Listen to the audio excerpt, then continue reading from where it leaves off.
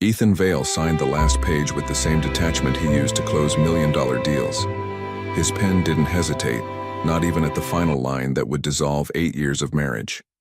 He clicked the pen shut and handed the document to his lawyer without looking up. "It's done," he said. Bianca stood across the room in silence, watching.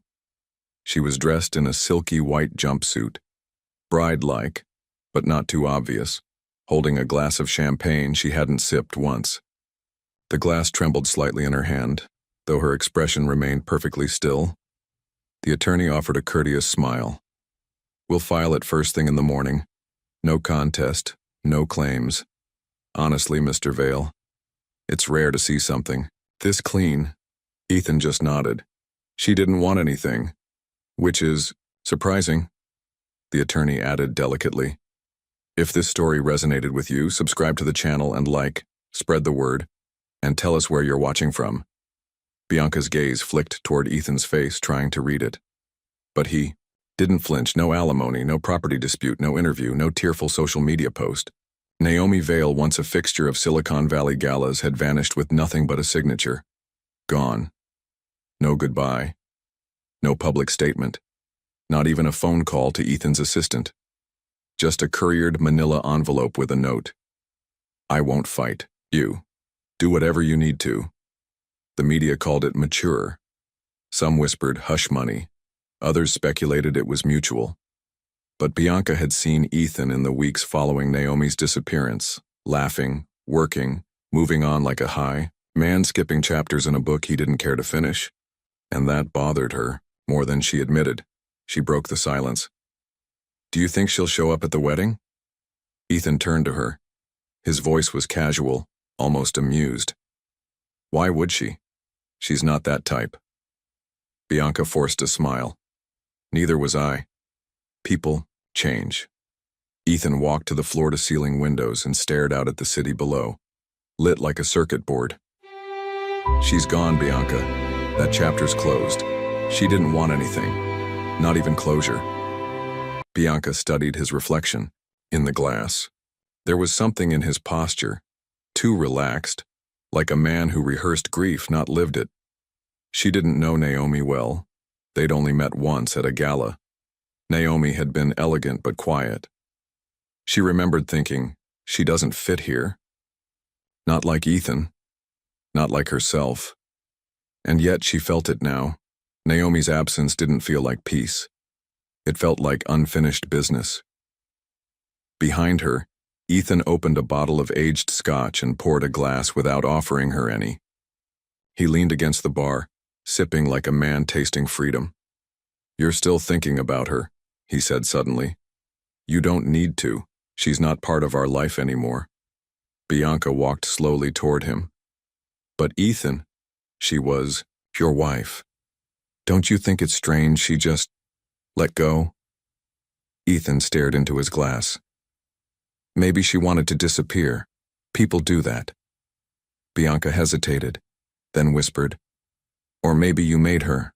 That froze the air. Ethan looked up sharply, but before anything more could be said, his phone buzzed. A wedding planner update. He glanced at the screen, distracted, and the moment passed. Bianca turned away, her chest tight. She didn't know. What scared her more, Naomi's silence, or Ethan's comfort in it? She walked toward the guest bedroom, feeling cold despite the penthouse warmth. Downstairs, a black SUV idled across the street. Inside, a woman in a dark hoodie watched the penthouse lights flicker. She held a folded ultrasound image in one hand and 5 birth certificates in the other. A year ago. The conference room was so quiet you could hear the hum of the overhead lights. Naomi Vale sat alone at one end of the glass table. No lawyer, no assistant, just her and the documents. Across from her, Ethan's legal team shuffled papers like it was a formality. Because to them, it was. Naomi didn't touch the water bottle they'd offered. She stared down at the divorce packet, skimming with glassy eyes. She wasn't reading. She already knew what it said. No alimony, no settlement, no joint assets, no retaliation. One of the attorneys cleared his throat. "Mrs. Vale, Are you sure? You don't want to have representation present before signing? Naomi's voice was low, controlled. I'm not contesting anything. This is what he wants. The head attorney exchanged a glance with his colleague. You're entitled to. Substantial. I know what I'm entitled to. She looked up finally, her gaze cutting through them like frost. Take what he's offering and let him go. And that was it. No slam of hands, no weeping exit, no goodbye letter, just a woman signing herself out of a life. Later that evening, Naomi stood in front of the full-length mirror in the guest room of her friend Grace's apartment.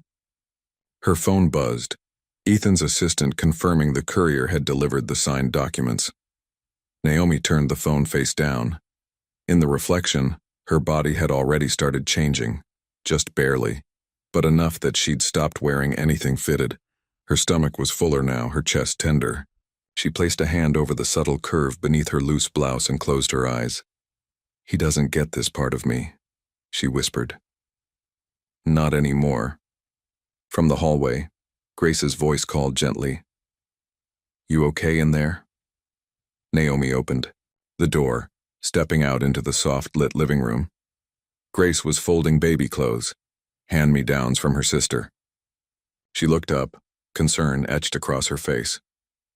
You didn't even ask for child support, Grace said carefully. You didn't even tell him. Naomi sat beside her, picking up a tiny yellow onesie. It would have been leverage to him, not love. And I don't want anything he gives me out of guilt, Grace frowned. But 5 of them, Naomi? You can't raise quintuplets alone. Naomi looked down at the onesie and traced the embroidered cloud on its chest. I won't be alone. Not really. In the months that followed, Naomi disappeared from the social world. No Instagram, no red carpets, no charity events. She moved into a rental house under Grace's name on the outskirts of the city, changed her number, deleted old emails. The press wrote her off as another ex-wife who took a payout and vanished. But in that quiet house, Naomi grew heavier, slower. Her body stretched and ached in ways she hadn't expected. Some nights she lay awake, 5 tiny kicks thudding inside her at once, like a chorus of drums in her womb. Each heartbeat reminded her, they weren't his anymore. They were hers. And yet, every night, she had the same dream. Ethan, holding one of the babies in his arms, smiling. Not with love, but with possession. That dream would always end the same way. Naomi running down a long hallway, 5 cries echoing behind her, and Ethan walking calmly in the other direction with her children in his arms. 9 months later, Naomi stood alone outside a hospital, arms full. The nurse asked if she wanted to list a father on the birth certificates. Naomi shook her head. Leave it blank. She looked down at the 5 swaddled faces in her arms, tiny eyes barely open. He lost that right when he walked away. But inside her, a different truth stirred. A dangerous one. Because when the time came, she wasn't going to stay quiet. She was going to show him what he left behind. The wedding was 3 weeks away, and Bianca's anxiety hung heavier than her custom Vera Wang dress. The penthouse gleamed, marble floors polished to perfection, soft jazz piping through hidden speakers, a panoramic view of the skyline framing their high-rise dream. But Bianca couldn't sleep. It started with steam. She stepped out of the shower one morning and wiped the fog from the mirror, only to freeze, etched. Faintly in the condensation was a message. He lied. Her breath caught. She stared at it, backing away, then leaned closer, swiping the glass again.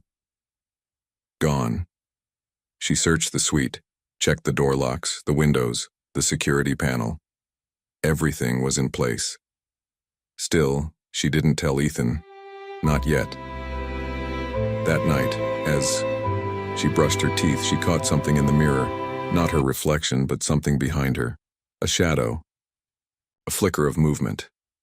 She turned. Nothing. She walked to the bedroom, heart racing. Ethan was asleep, arm draped over his eyes. She slid into bed and lay still, eyes wide open. Then she heard it. Soft. Mournful. A lullaby. hummed slowly. Familiar, somehow. It came from the vent above the closet. Just 5 notes repeated like a broken music box. Hmm. She sat up. Ethan. He stirred. What? Do you hear that? He listened. Nothing. There's nothing, B. Go. To sleep. There was something, someone humming. He sat up, annoyed. You're under stress. Weddings do that. No, it wasn't in my head. He kissed her temple. You need rest, that's all. She didn't sleep. Over the next few days, the disturbances escalated. The same humming, now heard faintly, through the bathroom pipes. The baby monitor, set up prematurely in the guest room for decoration, clicked on by itself. Static. Then a whisper. He left me. Bianca threw it in the trash. She started drawing the blinds, sleeping with the lights on, carrying pepper spray in her bag, even inside the house. One afternoon, she opened the fridge and found a single baby bottle placed neatly between the champagne and almond milk. She dropped it. The glass shattered on the kitchen floor, milk pooling. At her feet, she finally confronted Ethan during dinner. I think Naomi's watching us. Ethan didn't look up from his plate. She's not. I'm serious, there are signs, things moving, sounds. Bianca. He set his fork down. Naomi is not here. She's not stalking us. She signed the papers. She let go. Bianca's voice dropped. Then why do I feel like she's in this house? Ethan leaned back in his chair. His eyes narrowed. You've been glued to your phone, obsessing over wedding boards, comparing yourself to every influencer bride out there. You're psyching yourself out, that's all. Gaslight. Classic. She stood up. I'm not crazy. I didn't say you were, but he didn't believe her, and that hurt more than the fear. That night, Bianca stood in front of the mirror again. Not fogged, no messages, just her reflection, tired eyes, lips pressed tight. She leaned in. Her reflection blinked, a beat too late. She gasped and stumbled backward. The mirror stayed still. No movement. She crept closer, hand trembling, and raised her fingers to the glass. Her reflection smiled. Bianca did not. She screamed. Ethan. Rushed in seconds later, shirt half buttoned. What happened? She pointed at the mirror. She smiled, I didn't. He walked to it, confused. It's just a mirror, B. But when he looked, the reflection was normal. Of course it was. Bianca collapsed onto the floor, shaking. The next morning, Ethan left for a board meeting. Bianca paced the penthouse, unable to focus. She poured coffee, then dumped it, picked up her phone, then dropped it again. She finally gathered herself and opened the bathroom drawer. Inside, she found a single item she didn't remember owning, a lipstick, deep maroon, the shade Naomi always wore. Her hands trembled. She slammed the drawer shut. And that's when she heard it, clear as day. A baby crying, no mistaking it this time. From the hallway. She rushed out, no one there, just her own reflection, in the hallway mirror. This time she didn't see Naomi. She saw herself, pregnant. The next morning, Bianca called in a renovation contractor under the guise of redesigning the guest suite. But truthfully, she needed an excuse, a reason to explore the rest of Ethan's house without raising suspicion. Specifically, the basement. Ethan rarely mentioned it, said it was unfinished, barely used. Bianca had never been down there herself. It was one of the few doors he'd never opened for her, and yet, it had never been locked. The contractor arrived just after noon, an older man named Harold with graying hair and a quiet, respectful manner. Bianca led him through the main floor, chatting lightly, before casually gesturing toward the basement. Door mind checking down there? She asked. Just want to see if the space is usable. He nodded and descended the creaky wooden stairs, tool bag in hand. Bianca waited at the top, heart pounding. 10 minutes passed. Then Harold called out, Ma'am, you might want to see this. She hurried down. The basement smelled of cedar, dust, and time. One bare bulb swung overhead, casting flickering shadows across a space filled with forgotten furniture. Old armchairs, a rolled-up rug, a cracked mirror, and in the far corner, a disassembled white crib. Bianca froze. The bars were carved wood, chipped in places. The paint had yellowed. She stepped closer, brushing off a layer of dust from the headboard. That's when she saw it. Burned into the base as if etched by fire. Envy Naomi Vale. Harold scratched his chin. Someone took time with this. You don't see initials burned in like that unless it meant something. Bianca's mouth was dry. Can you leave us alone for a bit? He nodded and climbed back upstairs. She crouched by the crib, running her fingers over the dark imprint. Her breath hitched. Ethan had told her he never wanted children. Said Naomi had begged, but he refused. So why was this here? Why keep it? Why hide it? She turned to the boxes stacked nearby and opened one. Inside, faded baby clothes still folded, a mobile shaped like clouds and moons, a pair of unworn baby shoes, and underneath it all, a photo, a sonogram, dated from 2 years ago. Naomi, 6 weeks pregnant. Bianca stormed up the stairs, fury drowning her fear. Ethan had just returned from his meeting, hanging up his coat. Where were you? She demanded. What? The basement. I saw it, Ethan. The crib, the clothes, the sonogram. He went still. You said Naomi never had children, that she wasn't pregnant. So why is all that stuff still in your house? He didn't answer. His jaw clenched. Bianca stepped closer. You lied to me. You said you never wanted kids. Was that even true? Or did you just not want them with her? Ethan's voice sharpened. Don't dig up the past. There was a baby. No. He turned on her, eyes blazing. There was no baby. It was a scare. She thought she was, but the tests were wrong. Naomi, she manipulated everything. I buried that for a reason. Bianca stared at him. Then why did she sign the divorce without taking anything? He didn't respond. Why is her sonogram still in your basement? Silence. Then Ethan's voice dropped low. Because I didn't have the heart to burn it. That night, Bianca lay awake, curled on her side of the bed, eyes wide open. She couldn't trust him. Not after what she'd seen. Not after how quickly he snapped. Not after the way he said I didn't have the heart. Because Ethan Vale never kept anything out of sentiment. He only kept what he thought he might need. Later. Meanwhile, across the city, Naomi sat on the floor of a quiet nursery, softly humming a lullaby. 5 toddlers played around her, giggling.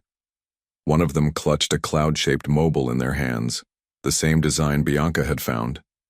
Naomi kissed each forehead in turn. Soon, she whispered, Daddy will meet all of you. The package arrived on a Thursday morning. No sender, no return address. Just a small brown box, neatly taped, placed at the edge of Grace Holloway's porch like it belonged there. She wasn't expecting anything. Grace was in her robe, watering the dying ficus she never had time to replant when she noticed it. She carried it inside, frowning, set it on the kitchen counter. It was light. No sound when shaken. But the handwriting, blocky, deliberate, sent a cold chill through her. To Grace Holloway. No forwarding. She sliced the tape open. Inside, 5 tiny hospital bracelets, still tagged with printed names and birth weights. Each one smaller than her. Wristwatch. No note. No explanation. Just the unmistakable echo of a memory she'd buried a year ago. 1 year earlier.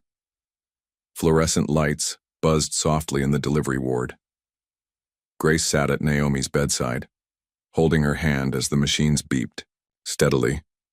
Naomi looked pale, sweat-streaked, her hair matted against her forehead. Her lips were cracked, her eyes sunken, but locked with fierce intensity on the 5 incubators across the room. Each one held a fragile, fighting life. Her quintuplets, born at 30 weeks, tiny, quiet, but alive. Grace had never seen anything more terrifying or more beautiful. Naomi's voice had trembled as she whispered, Don't tell him, not yet. Not until I say. Grace had nodded. Not because she understood, but because she owed Naomi that much. Naomi had once pulled her from a depressive spiral so dark she couldn't see out of it. This was her repayment. Silence. Loyalty. And now, secrecy. Back in the present, Grace sat on her couch staring at the 5 bracelets fanned across her lap. Each bore the name Baby V, only distinguished by numbers I through V, all stamped with Naomi's name as mother, no father listed, no hospital logo.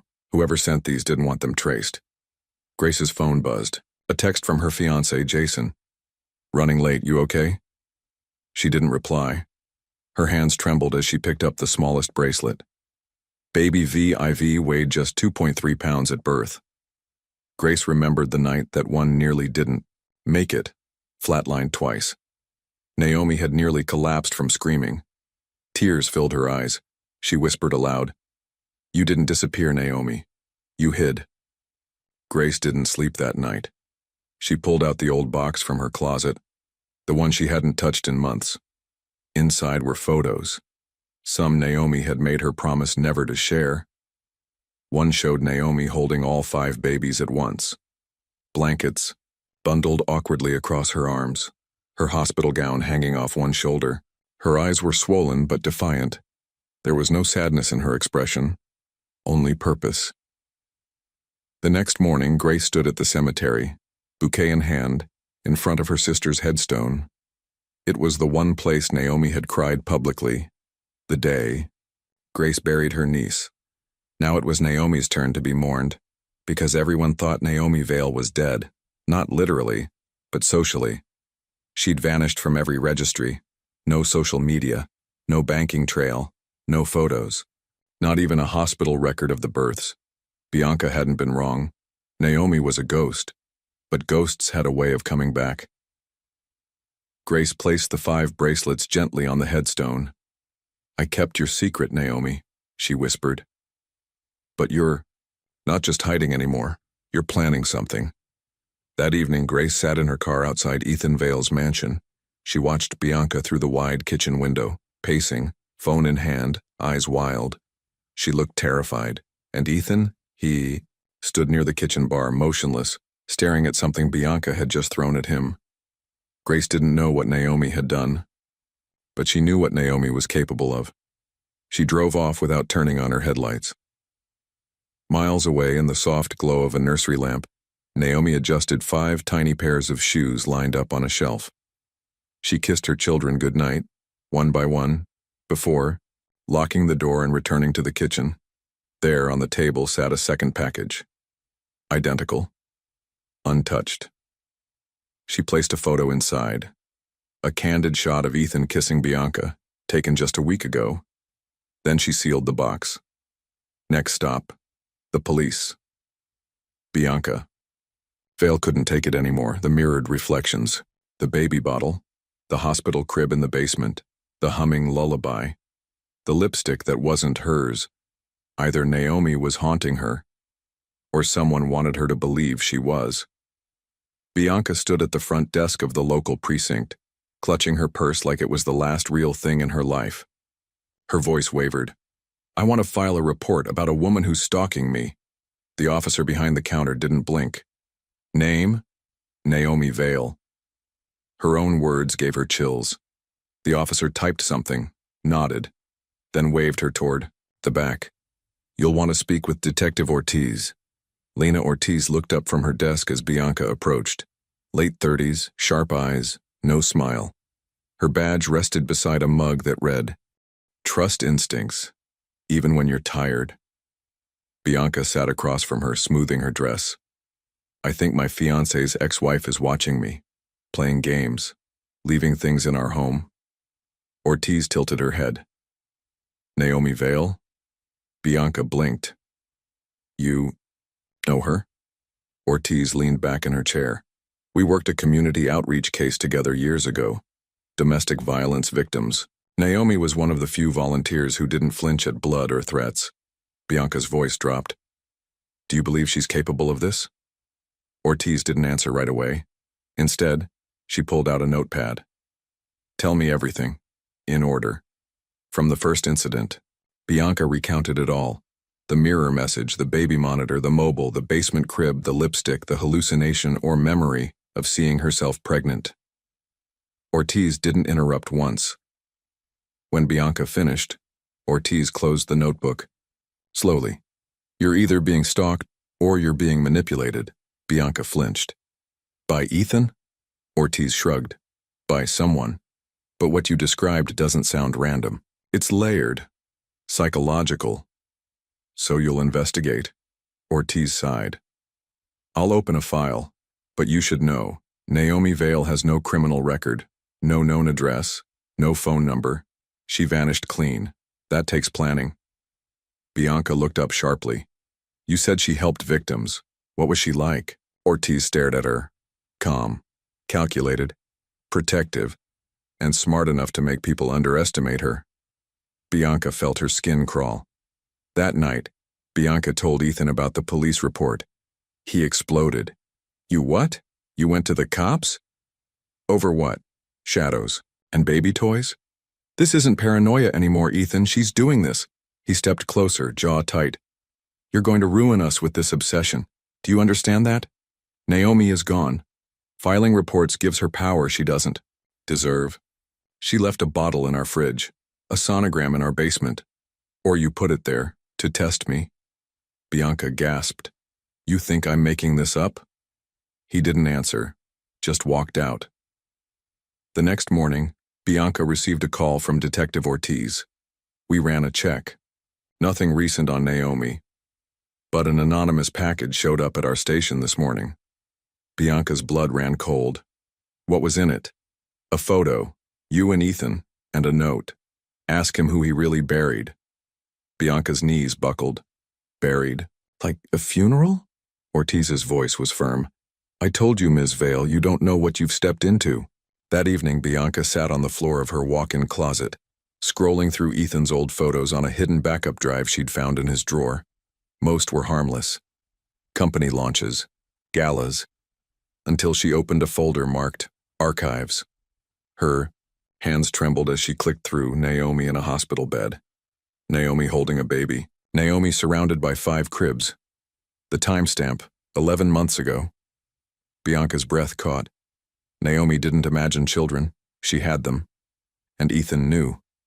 Detective Lena Ortiz sat in her unmarked cruiser, engine off, staring at Ethan Vale's file, pulled up on her department-issued tablet. Nothing about it made sense. Ethan was a digital narcissist, socials meticulously curated, press interviews archived. Email chains stretching back years. But from June of last year to May of this one, a full 12 months of data was missing. Not deleted, scrubbed. Metadata had been overwritten. Cloud backups gone. Social media, silent. No transactions on his ET credit card. No calendar entries. It was as if Ethan Vale had vanished from his own life for a year and returned like nothing happened. Lena leaned back and muttered, Nobody cleans that well unless they're hiding blood or babies. She dialed her tech contact, a freelance forensic analyst named Jace. I need a deep crawl on Ethan Vale. Last June to May, every shadow folder. I don't care how encrypted. Jace's voice crackled through the Bluetooth. That's a ghost window. He used a professional scrubber. Military level. Took me an hour just to find the gap. Lena frowned. What did you find inside it? Then only one thing, one email. Auto-forwarded to a burner account. Subject line. They look just like you. No body. Just an attachment placeholder. But the file's gone. Lena's jaw tightened. Who sent it? No sender. Just an IP. Bounced through proxies. But I traced it to a private hospital. West Bay Medical, maternity ward. Lena scribbled it down. You just earned a bottle of something expensive. West Bay Medical was quiet when Lena arrived. She flashed her badge, asked to speak to records, and leaned in with her usual tone of authority. I'm tracking a possible case of concealed birth under a sealed name. I need logs for Naomi Vale, the clerk typed, frowning. That name isn't listed anywhere. Try under VALE, no first name. Another pause, then the clerk blinked. There's a flagged entry, no patient name. Just 5 NICU admissions, all from the same delivery. Lena's heart skipped. Give me the attending physician, doctor. Reuben Ellman looked haunted when Lena found him in the staff lounge. She flashed her badge again. You delivered 5 premature infants last year. No birth certificates, no recorded mother. He nodded slowly. I remember. The father paid for discretion, said they were separating, didn't want media attention, threatened to sue the hospital if anything leaked. Lena's pen froze mid-note. The father was Ethan Vale? Dr. Ellman hesitated, then nodded. And the mother? Naomi Vale. She used a different surname, but yes, it was her. Lena leaned in. Did they leave together? His voice dropped. No, she left alone. He walked out after the second night, left the bill paid and a short note for her, never came back. Back in her car, Lena stared at the copy of that note, retrieved from hospital records, scanned, signed. Do what you want. I won't claim them. They're yours. Ethan, she exhaled slowly, staring out the windshield at nothing. So Naomi didn't hide the children from Ethan. He walked away from all of them. And now he was remarrying, like none of it ever happened. That night, Lena called Bianca. He didn't just lie to you. He erased a year of his life to forget 5 children. Bianca was silent for a moment, then whispered. He said Naomi manipulated him, that there was no baby. There were 5, and he abandoned all of them. Bianca's breath hitched. Then she's not stalking me. She's warning me. Lena hung up, but the words stuck in her mind. Who abandoned who? Because if Naomi had raised them alone, then maybe she wasn't coming back to hurt Ethan. Maybe she was coming back to show him what he lost. Naomi stood in front of 5 tiny hangers lined perfectly across the nursery, walled out 3 navy blue suits, 2 soft white dresses, each outfit freshly pressed, buttons gleaming, tags still attached. The shoes, shiny and black, were already arranged in a neat row below.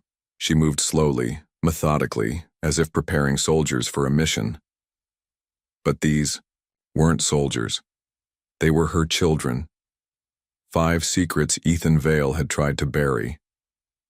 In the glow of the morning light, the room felt calm, almost sacred. The twins, Leo and Lana, were still finishing their cereal at the miniature table. Samuel and Sasha were already dressed, spinning in front of the mirror. And baby Elijah, the quietest of the 5, sat by the window with a toy airplane in his lap. Naomi knelt and tied Sasha's laces, then kissed her forehead. Today's a special day, she whispered. You're going to meet someone very important. Sasha giggled, unaware of the storm beneath her mother's voice. Naomi stood walking to the window. From the nursery's vantage point, the driveway below shimmered with early sun. A long black limousine was already waiting, humming like a predator in idle. The driver hadn't come inside. He wouldn't need to. He already knew the plan. Naomi's phone buzzed. A message from Grace. Bianca knows. So does the detective. Clock is ticking. Are you ready? Naomi replied with just one word. Yes. She placed the phone down beside 5 folded letters, each addressed to one of her children. She wasn't sure if they'd ever need them, but still, they deserved truth. Even if their father didn't. Each child carried something of Ethan's. Samuel had his intense, calculating gaze. Lana, his bone structure. Sasha's jawline curled, just like Ethan's when he smiled. Leo had inherited his dimple, and Elijah had his silence. They didn't know what it meant yet, but Naomi did. She lined them up by the door, one by one, adjusting collars and smoothing curls. You're all perfect, she said. And today, he sees that. For the first time. Leo looked up. Are we going to a party, Mama? She smiled softly. Something like that, baby. Downstairs, the front door opened. The driver entered, slow and quiet. Mr. Halverson. Gray-bearded, stone-faced. He'd once driven Ethan's father during his rise to fortune, back when the Vales were still whispered about in closed-door circles. Naomi had found him a year ago, retired in a quiet part of the city. He didn't ask questions. When Naomi called, he simply said, "Your children will ride in something worthy of their name." Now he bowed slightly to her and opened the door without a word. She nodded back. As they loaded into the limousine, each child buckled into their booster seat. Naomi clutched the small velvet box in her coat pocket. Inside it, the rings, her wedding ring, Ethan's too. She didn't wear hers anymore. His was returned the day the divorce finalized, but they were coming today, not as symbols of love, as evidence of what had once been real and what had been destroyed. The limo pulled away, smooth as silk. Naomi looked back once at the house, no fear, no hesitation. This wasn't revenge, it was reckoning. She turned to the children, hands folded on her lap. "You'll meet Daddy today," she whispered. "You won't understand everything, but one day you will. And I want you to remember, Mama never lied to you." They blinked at her, wide-eyed and trusting. She smiled even as something sharp twisted in her chest, because this wasn't just for them, it was for her. For the version of herself Ethan had thrown away. The city skyline appeared in the distance, and somewhere beyond it, hidden among flowers, vows, and photographers, was a wedding built on lies. But not for long. The Vale estate had never looked more extravagant. Golden drapes billowed from archways. White roses climbed stone pillars. Soft music floated from the grand piano inside the reception hall. Cameramen moved like silent ghosts, capturing the intimate rehearsal Bianca had carefully curated for the tabloids, but beneath the beauty, the air crackled with tension. Ethan clinked his champagne glass against a crystal flute, nodding as guests toasted him. His smile didn't quite reach his eyes. Bianca stood by the cake display, laughing nervously with two influencers who'd flown in from LA, but her hands kept adjusting her neckline like she couldn't breathe properly in the dress. The rehearsal was supposed to be perfect. Instead, it felt like the last scene in a play about to go horribly wrong. A waiter approached Ethan with a silver tray. On it, a folded piece of paper. No name, no signature. Just a simple message in neat cursive. "Do you still hate children?" Ethan's blood ran cold. He folded the note quickly, shoved it in his pocket, and looked around. The waiter was gone. In the bridal dressing room upstairs, Bianca opened a velvet-lined jewelry box and gasped. Nestled beside her earrings was a single tiny baby sock, soft, worn, pale blue. She stared at it, frozen. Then her hands began to shake. No. Not again. She looked around wildly, throwing open drawers, checking under the vanity.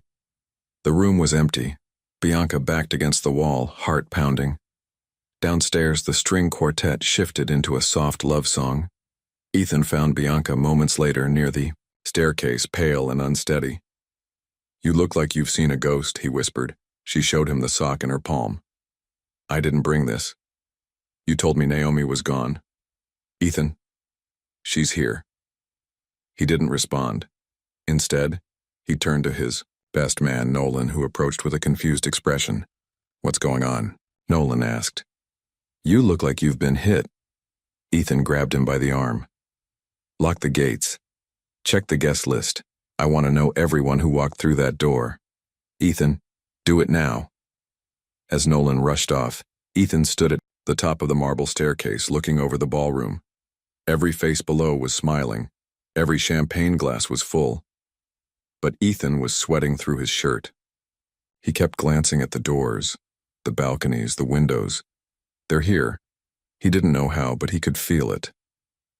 Naomi was watching, and if she was here, so were the children. He took a shaky sip of champagne.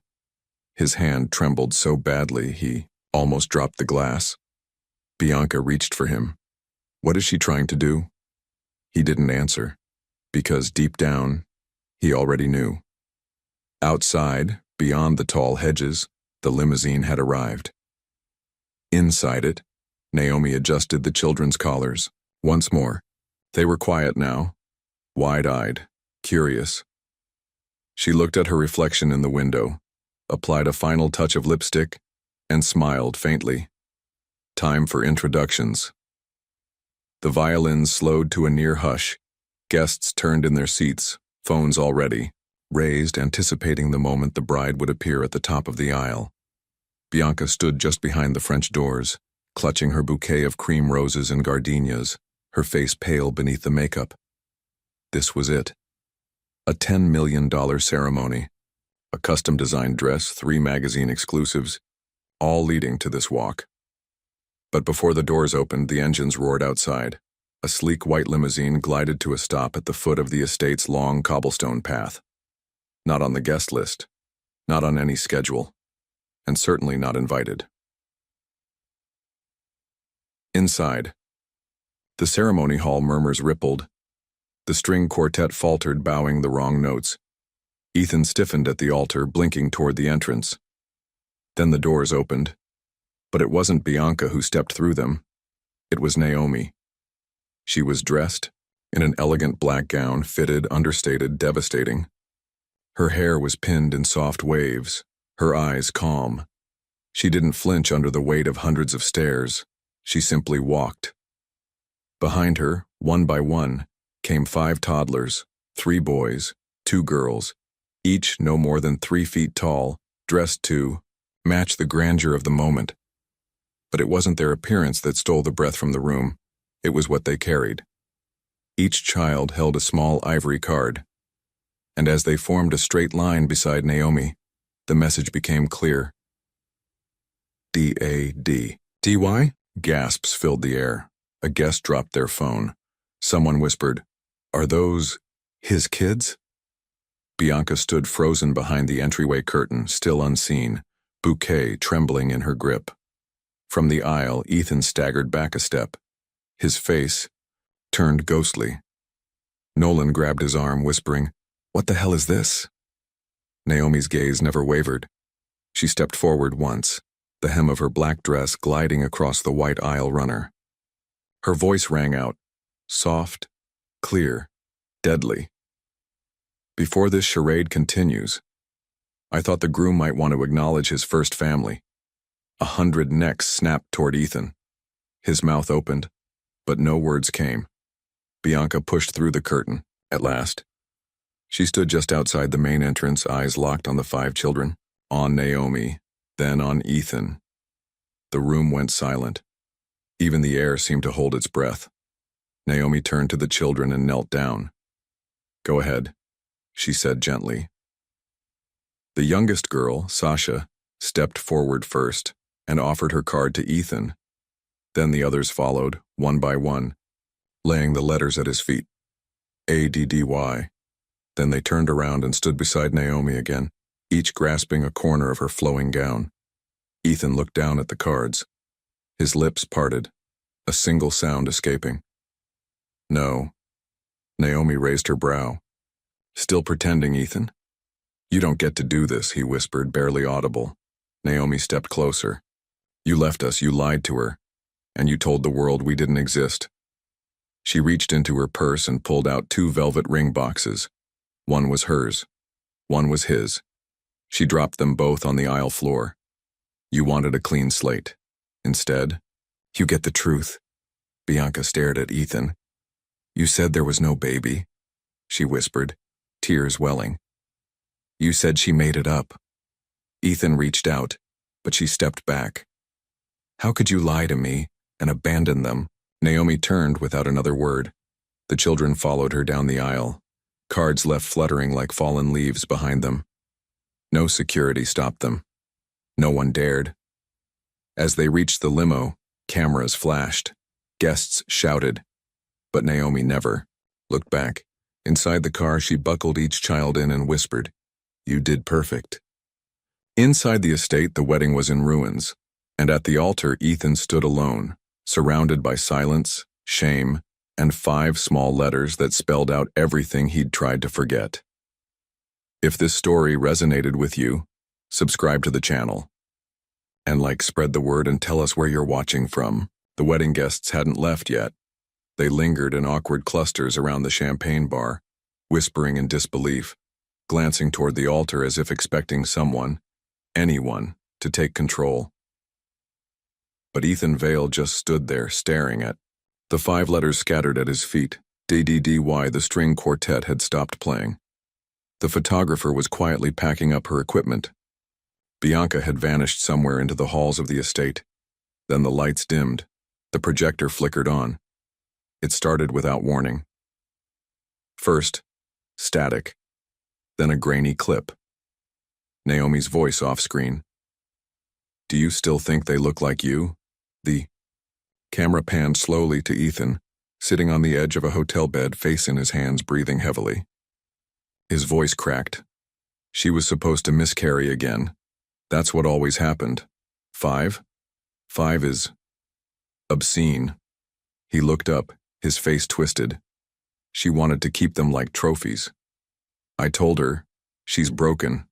A baby machine that doesn't work right. Gasps rang out across the room. I offered her money. Silence. Everything. But she wouldn't get rid of them, so I walked away. I had to. I couldn't raise 5 mistakes. The screen froze on his face, then cut to black. Silence. Not the polite kind, the kind that drowns you. One by one, guests began collecting their coats. Quietly, avoiding Ethan's eyes. Some shook their heads. Others just walked out. The designer, coordinator looked horrified, whispering into her headset. The makeup artist sobbed in the back row. The press, once banned from the ceremony, were now waiting like wolves at the gate. Bianca appeared at the top of the staircase. She was no longer wearing the veil. Her hair was disheveled, her bouquet discarded. She walked slowly, deliberately, toward Ethan. Her voice didn't tremble. "Did you ever love me?" Ethan turned, his lips parted, but no sound came. She waited. Nothing. Bianca nodded to herself, tears brimming but unshed. She slid off the diamond ring, placed it on the pedestal, where the unity candles once stood, and whispered, "I was never your fresh start. I was your cover story." Then she turned and walked away, heels echoing on the marble, dignity intact. Outside, the limo was still waiting. Naomi stood beside it, children bundled close, their tiny hands wrapped around her fingers like roots to a tree. Bianca approached. Naomi looked at her, steady and unreadable. Bianca's breath caught. "Why now?" Naomi finally spoke. "Because they deserved to see the truth before it became a lie." Bianca's eyes welled. "He never said anything, not once." Naomi nodded. "He's good at silence. He weaponizes it." Bianca studied the children, so small, so eerily familiar. Then she looked back at Naomi. "I believed him. I believed he was the victim." Naomi didn't reply. She didn't need to. Bianca stepped back. "What are you going to do now?" Naomi looked down at her children, then up at the estate, behind them. "Leave him to the wreckage he built." She opened the car door and ushered the toddlers inside, one by one. As she turned to climb in herself, Bianca reached out. "Wait, just one more thing." Naomi paused. "Did you ever really love him?" A long silence. Then Naomi looked her dead in the eye. "That version of him?" "Yes, but the man inside that video?" She climbed into the car. He never existed. The limo pulled away, taillights glowing like 2 eyes retreating into the dark. Inside, the children sang softly in unison. Naomi didn't join in.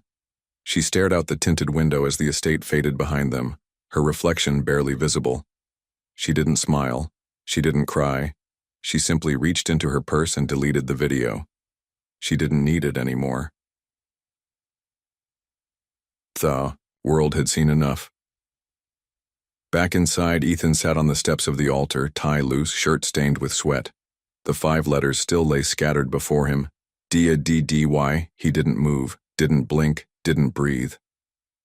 Not really. Because for the first time in his life, Ethan Vale had no one left to lie to, and no one left to believe him.